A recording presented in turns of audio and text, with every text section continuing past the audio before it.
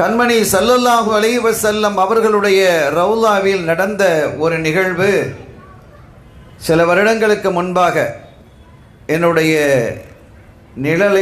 நினைவின் நிழலை தொட்டது. சில வருடங்களுக்கு முன்பாக ஆப்பிரிக்கா நாட்டை சார்ந்த ஒரு இளைஞன் மதீனா ஷரீஃபுக்கு வருகிறான். உம்ராவுக்கு வர்றான். வந்தவன் மதீனா ஷரீஃபுக்கு வருகிறான்.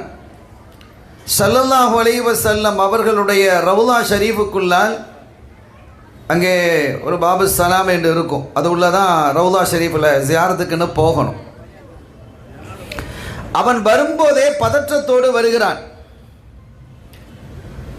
அவன் ஒரு நிலையில் இல்லை என்பது புரிகிறது. கடுமையான பதற்றத்திலும் திடுக்கத்திலும் அவன் இருக்கிறான் என்பதும் அறிய முடிகிறது. வாசலுக்குள்ளே வந்தவன் தான் ஒரே ஓட்டமாக ஓடுகிறான். அங்கே இருக்கக்கூடிய ஜியாரத்திற்காக செல்லக்கூடியவர்களை எல்லாம் தள்ளி அசைத்து விட்டு கட கட கட என்று வேகமாக ஓடுகிறான். அங்கெல்லாம் அப்படிலாம் ஓடிக்கிட்டு இருக்க முடியாது, தெரியும் தானே? அங்கே போனவர்களுக்கு தெரியும், போலீஸ் உடனே வந்துடுவாங்க. உடனடியாக காவலர்கள் ஷுர்தாக்கள் வேகமாக வந்து அவர்களை பிடிக்கிறான். ஆனால் எல்லாத்தையும் தள்ளுறாம நல்ல ஆஜானுபாகுவான தோற்றத்துடைய அந்த கருப்பன் பிடித்து தள்ளி கொண்டு வேகமாக ஓடுகிறான். அதற்கு மேலும் வேறு சில போலீஸுகள் வருகை தந்து அவனை பிடித்து குண்டுக்கட்டாக தூக்கி கொண்டு வெளியில் போயிட்டான். பொதுவாக அங்கே சவுதியினுடைய ஒரு சட்டம் என்னன்னா, அரெஸ்ட் பண்ணால் 3 நாளைக்கு உள்ளே வச்சிருவாங்க. இப்போ எப்படி இருக்குன்னு தெரியல முன்னால் உள்ள நிலைகள். 3 நாள் உள்ளே இருந்ததற்கு பிறகுதான் விசாரணைக்காக வெளியில் எடுப்பாங்க. விசாரணைக்காக வெளியிலே எடுக்கப்பட்ட பொழுது நீ என்ன ஜட்ஜஸ் கேட்குறாங்க. அங்கே கூட்டு ஜட்ஜஸ் இருப்பாங்க, 3 ஜட்ஜு 5 ஜட்ஜு 7 இப்படிலாம் வைப்பாங்க. ஒரு 3 ஜட்ஜு இருக்கிறாங்கன்னு வைத்துக்கொள்வோம். அவர்கள் கேட்கிறார்கள், நீ எதற்காக இப்படி ஓடினாய்? ஆயிரக்கணக்கான பேர் வரிசையிலே அமைதியாக நிதானமாக ஜியாரத்து செய்துக்கிட்டு போறாங்கல்ல, நீ என்ன ஓடுற? நீ என்ன பிரச்சனை பண்ற? நீ ஓடினாயா? எல்லாரையும் இடித்து தள்ளினாயா? போலீஸ்கள் வந்து உன்னை பிடிக்க வந்த போது அவர்களை தாக்கி தள்ளிவிட்டு ஓடினாயா? இதெல்லாம் சரியா? ஒரு மஸ்ஜித் நபவியிலே பள்ளியிலே இப்படி நடந்து கொள்ளலாமா என்றெல்லாம் கேள்விகளை எழுப்புறாங்க. இப்போ அவன் பதில் சொல்கிறான். அங்கே நேரடியாக பதில் சொல்ல முடியும், ஒரு வக்கீல தான் வைக்கணுங்கிறது இல்லை. அவனை விசாரித்த பொழுது அவன் பதில் சொன்னது, ஆமாம், நான் ஓடினேன், ஆட்களை இடித்து தள்ளினேன், போலீஸ் வந்தபோது உதைத்து தள்ளிவிட்டு வேகமாக ஓடினேன். இதற்கெல்லாம் அடிப்படை ஒரு காரணம் உண்டு, என்னை மன்னிக்கணும். என்ன காரணம்? நான் ஆப்பிரிக்கா நாட்டை சார்ந்தவன், நான் ஒரு கருப்பன். கருப்பன் என்று சொன்னாலே ஒரு மரியாதை இருக்காது. வெள்ளையர்களுக்கு என்று ஒரு மரியாதையை இந்த உலகம் ஏற்படுத்தி வைத்திருக்கிறது. வெள்ளைக்காரன் பொய் சொல்ல மாட்டான் அப்படிங்கிறான். அப்படி ஒரு பழக்கத்தை ஏற்படுத்திட்டாங்க பிரிட்டிஷார்கள்.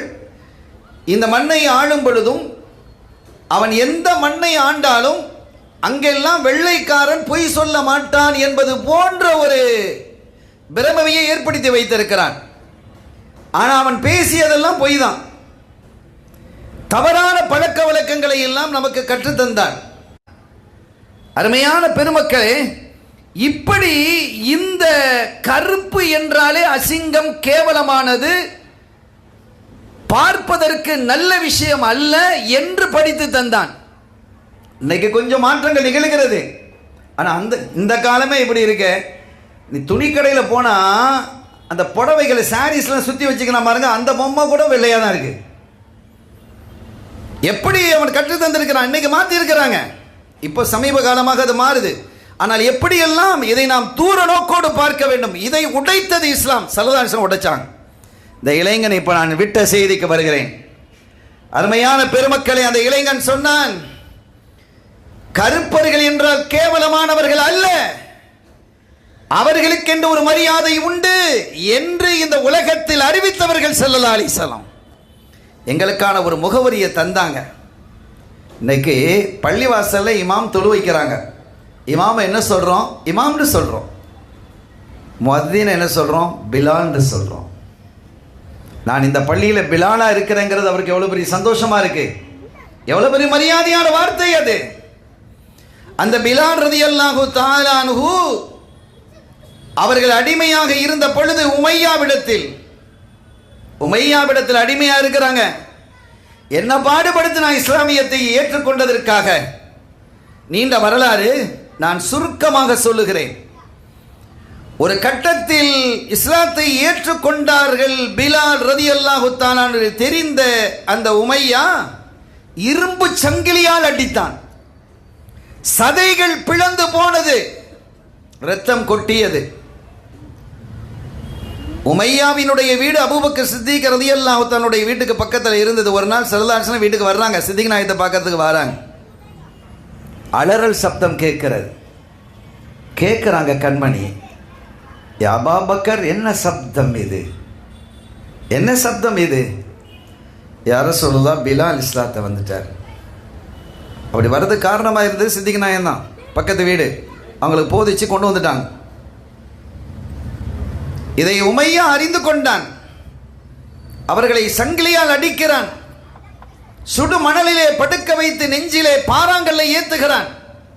கொடுமை தாங்க முடியவில்லை. அவ்வளவு அநியாயம் செய்கிறான் நாயகமே என்று சொன்ன பொழுது ஸல்லல்லாஹு அலைஹி வஸல்லம் சொன்ன வார்த்தை, அபூபக்கர், எப்படியாவது இந்த பிலாலை விடுதலை செஞ்சிருங்களேன் அப்படின்னு சொல்லிட்டு போயிட்டாங்க. இனி ஃபுல்லாக சிந்தனை பூரா அதுதான் இருக்குது. சித்திக் நாயகம் வசதி இருக்கு, நேராக போனாங்க. உமையா, அபூபக்கரை, உமையா, பிலாலை என்னிடம் தந்துவிடு, நான் வாங்கிக் கொள்கிறேன். அதற்காக நீ என்ன விலை கேட்டாலும் நான் தருகிறேன், என்ன விலை கேட்டாலும் தருகிறேன் என்கிறார்.